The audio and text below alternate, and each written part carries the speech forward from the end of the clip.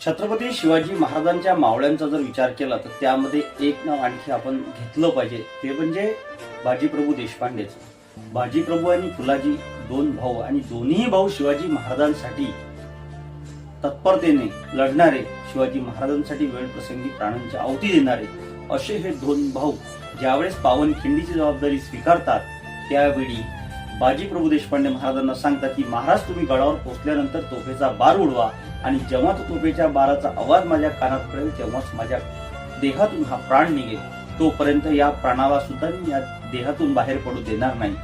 आणि ही प्रतिज्ञा घेऊन बाजीप्रभू देशपांडे जेव्हा पावनखिंडीत लढतात तेव्हा 5,000वर जास्त सिद्धी जोहरचं सैन्य असतं, आणि त्या सैन्यासोबत मुकाबला करत केवळ 300-400 बांधल असतील, 300-400 सैनिक असतील. हे 300-400 सैनिक रक्ताचं अक्षरशः पाणी करून त्या पावनखिंडीत लढतात, आणि त्या खिंडीत लढत असताना धरातीर्थी पडतात. परंतु मित्रांनो, त्यातून एक लक्षात घेतलं काय, की लक्षात एक घेतलं पाहिजे आपण, की ज्यावेळी छत्रपती शिवाजी महाराज त्या पावनखिंडीतून समोर जात असतात त्यावेळी महाराज सांगतात की आपण सर्व मिळून या शत्रूचा सामना करू. पण बाजीप्रभू देशपांडे काय म्हणतात, ते म्हणतात, महाराज, लाख मेले तर चालेल, लाखाचा पोशिंदा जगला पाहिजे, लाखाचा पोशिंदा सुरक्षित असला पाहिजे.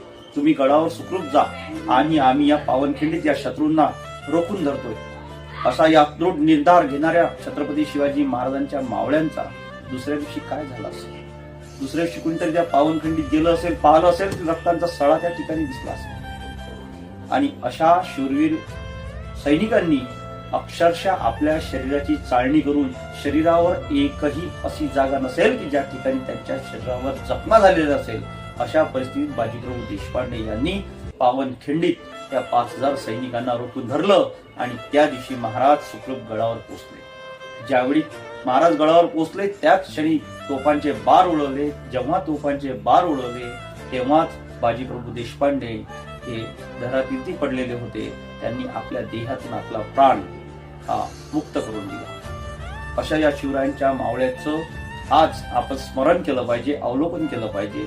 एवढेच बोलतो आणि थांबतो. जय हिंद, जय महाराष्ट्र, जय शिव.